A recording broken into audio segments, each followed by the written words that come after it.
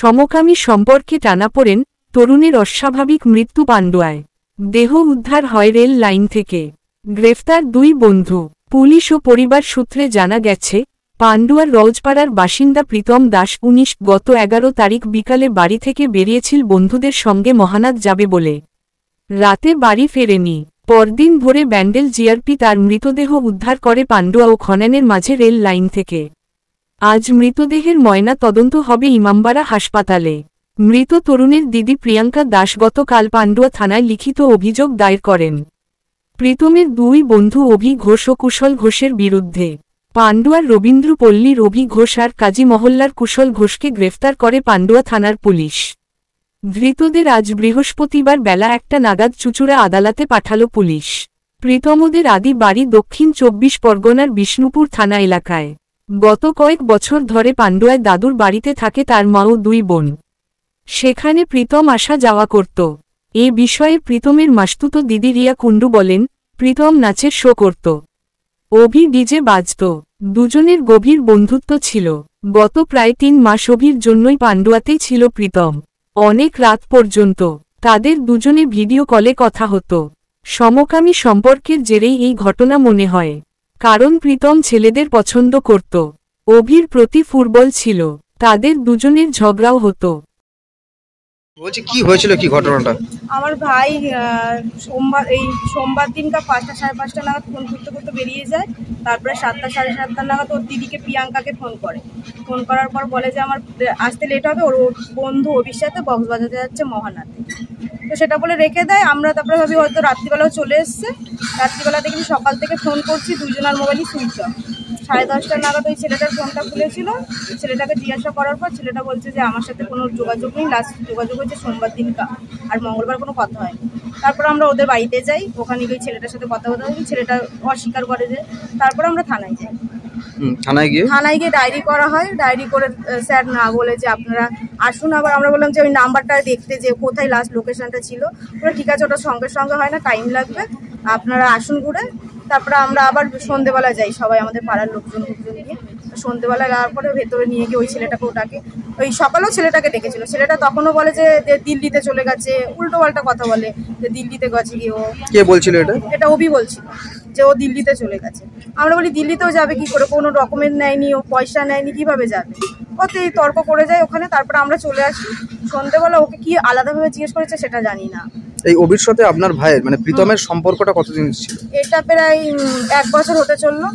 এই রিসেন্ট খুব একদম গাঢ় মাখামাখি একদম জালে, মানে সারাক্ষণ ভিডিও কল চলে। সারাক্ষণ হোয়াটসঅ্যাপে ভিডিও কল করবে। ছেলেটা দোকানে বসে থাকে, ভিডিও কল করে ধরে বসে থাকবে। সারাক্ষণ ফোনে কথা বলবে, সারাক্ষণ ওর সাথে। রাত্রিবেলা 9:30 10টা বাজে বেরিয়ে যাবে, আসবে 12টা 1টা 2টোর সময় এরকম আসবে। কেন এরকম? ঘুরতে যায় বলে, প্রোগ্রামে যায়। এবার আমরা কি করে জানবো? একদিনকে ওর দিদিকে ফটো পাঠিয়েছে ছেলেটার সাথে, যে এই দেখ আমি ওর সাথেই আছি। ওদি বলছে তুই যদি অন্য কোথায় যাস, বলছে যে না আমি ওর সাথেই আছি। অন্য কোনো ভাবে কোনো রিলেশন ছিল ওদের মধ্যে? সেটা একটুখানি আমি ঠিক ও একটুখানি টাইপের, আমার ভাই একটুখানি মেরি টাইপের, মানে ও একটুখানি ছেলেদের প্রতি বেশি একটুখানি ছিল, আকৃষ্ট ছিল। হ্যাঁ হ্যাঁ হ্যাঁ। তো সেই কারণে এবার ছেলেটাও ওরকম টাইপেরই মনে হয়। ওরও চুলগুলো বড় বড় ছিল, রিসেন্ট চুল কেটে দিয়েছে। ওরা বলে দুজনে মারাপিটও করতো, এটা আমার ভাই নিজেই আমাকে বলেছে। আমি আবার তারপর বলেছি না, মারাপিট করবি না। বলে যে আমাকে মারতে এলে আমি নোকে আঁচড়ে দিই। ছেলেটার দাগও দেখেছি আমরা, মানে ওই সেদিনকে আমরা গেছিলাম মঙ্গলবার দিনটা সকালে, তখন ছেলেটার দাগ দেখেছি। কি মনে হচ্ছে এটা মনে হচ্ছে ওই করেছে কিছু, ও আর ওর বন্ধু বান্ধবরা মিলে ওকে কিছু মেরেছে, তারপরে রেল লাইনে গিয়ে আমাদের মনে হয়, আমরা মনে হয় কি আমরা শিওর। কেন মারবে, কেন হঠাৎ মারবে? ওর রিসেন্ট মানে ওর প্রতি বিরক্ত হয়ে গেছে। মানে ও যেটা প্রীতম আমাদের বলেছে যে আমি পান্ডুয়ায় থাকি, ওটা পছন্দ করে না। আমরাও বলি যে তুই বাড়ি চলে যা, কিন্তু ওই ছেলেটার জন্য বাড়িতে মানে এখানে থাকতে চায়, ও ওখান থেকে যেতে চায়। ওর বাড়িতে ওই অন্য জায়গায়, ওর মাও ডাকে যে চলে আয়, কিন্তু ও যেতে চায় না। এবার ওর প্রতি বিরক্ত হয়ে কি সবাই বলে যে ওরকম মানুষের সাথে চলাফেরা করিস, হাসাহাসি করে হয়তো, ওই প্রতি বিরক্ত হয়ে। আর একটা বন্ধু ছিল ওপিরই, ওর সাথে ঝামেলা হয়েছিল একদিনটা প্রীতম। সেই কারণেই কি ওরা দুইজনা করেছে হয়তো। মানে এই প্রীতমকে কি সহ্য করতে পারছিল না?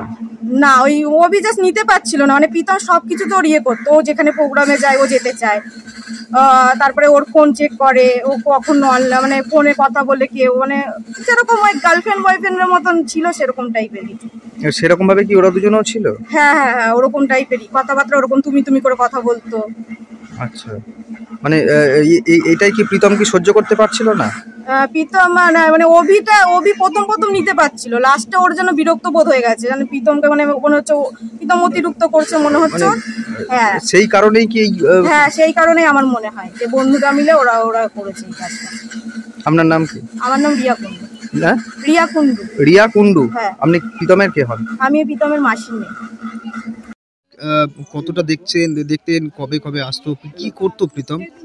প্রীতম খুব ভালো ছেলে, তো খুবই ভালো ছেলে, এবং ও নাচ গান করতো, গান বাজনা করতো। পুজোর সময় আসতো, পুজোর সময় এখানে থাকতো, খাওয়া দাওয়া করতো। হ্যাঁ, এখানকার বন্ধু বান্ধব 2-4 জন ছিল, তারা আছে, তাদের সাথে কথাবার্তা বলতো। খুব সুন্দর ছেলে, ওর মধ্যে কোনো ছিল না, কোনো অসুবিধা ছিল না, এবং কোনো নেশা ভাঙ করতো না। বন্ধুত্বটা কবে থেকে হলো? এর সাথে বন্ধুত্ব কবে থেকে হয়েছে তা তো আমি ঠিক অনুমান করতে পারবো না, তবে ওই বছর খানে কি 1-2 বছর থেকে বন্ধুত্ব হয়েছে সম্ভবত। এই তারপর কি করতো? ও কি বাড়ি থেকে নিতে আসতো না অন্য কোথাও থেকে? হ্যাঁ, বাড়ি থেকেও নিতে আসতো, অনেক সময় ফোন করে ওকে ডাকতো। এবার যখন ও যেদিনকার যাচ্ছে সেদিনকার বলে গেছে আমি অমুকের সাথে যাচ্ছি, কবির সাথে আমি অমুকের জায়গায় যাচ্ছি, ঠিক আছে, মহানাদে যাচ্ছি, যেখানে গান বাজনা আছে সেখানে যাচ্ছি, ঠিক আছে। এইবার যখন 7টার সময় ও ফোন করলো, লাস্ট 7টার সময় ফোন করে বলছে দিদি আমার যেতে একটু দেরি হবে, আমি এখানে আছি।